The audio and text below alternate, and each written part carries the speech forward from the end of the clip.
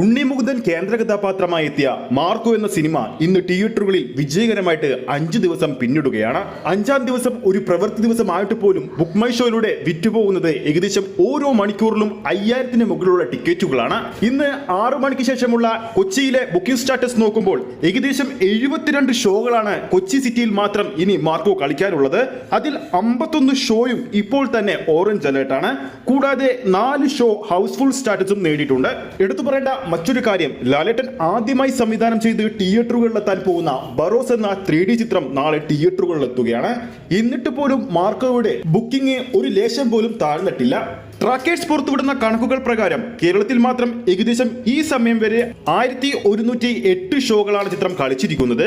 ഏകദേശം ഓഡിയൻസായി ഇന്ന് ട്രാക്ക് ചെയ്തിരിക്കുന്നത് 1,53,000 കടന്നിരിക്കുകയാണ്. ഇന്നൊരു പ്രവൃത്തി ദിവസമായിട്ടും ഓരോ ഷോക്കും ചിത്രത്തിന്റെ ആവറേജ് തിയേറ്റർ ഓക്യുപ്പൻസി എന്ന് പറയുന്നത് 51%.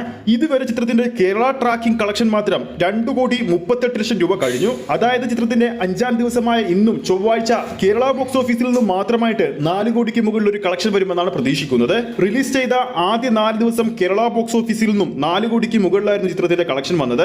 5-ാം ദിവസവും അതിലൊരു മാറ്റം ഉണ്ടാവില്ലെന്ന് ഈ ഒരു ട്രാക്കിംഗ് കളക്ഷൻ വ്യക്തമാക്കുന്നു. അതോടൊപ്പം മാർക്കോ സിനിമയുടെ മറ്റൊരു പ്രധാനപ്പെട്ട അപ്ഡേറ്റുകൾ പ്രകാരം ചിത്രത്തിന്റെ തെലുങ്ക് പതിപ്പ് ഈ വരുന്ന 2025 ജാനുവരി 1-ാം തീയതി റിലീസ് ചെയ്യും. ജാനുവരി 1-ാം തീയതി റിലീസ് ചെയ്യാൻ പോകുന്ന തെലുങ്ക് പതിപ്പ് കൂടി ശ്രദ്ധ നേടിക്കഴിഞ്ഞാൽ ചിത്രത്തിന്റെ കളക്ഷൻ വേറെ ലെവലാവുമെന്ന് തീർച്ചയായും നമുക്ക് പറയാൻ സാധിക്കും. 5 ദിവസങ്ങൾ തിയേറ്ററിൽ പിന്നിടാൻ പോകുന്ന മാർക്കോ കേരള ബോക്സ് ഓഫീസിൽ മാത്രമായിട്ട് ഇതുവരെ പ്രദർശിപ്പിച്ചിരിക്കുന്നത് 5474 ഷോകളാണ്. അപ്പോൾ നമ്മുടെ പ്രേക്ഷകരുടെ അഭിപ്രായത്തിൽ നാളെ ലാലേട്ടൻ ആദ്യമായി സംവിധാനം ചെയ്തിരിക്കുന്ന ബറോസ് എന്ന സിനിമ തിയേറ്ററുകളിൽ എത്തുകയാണ്.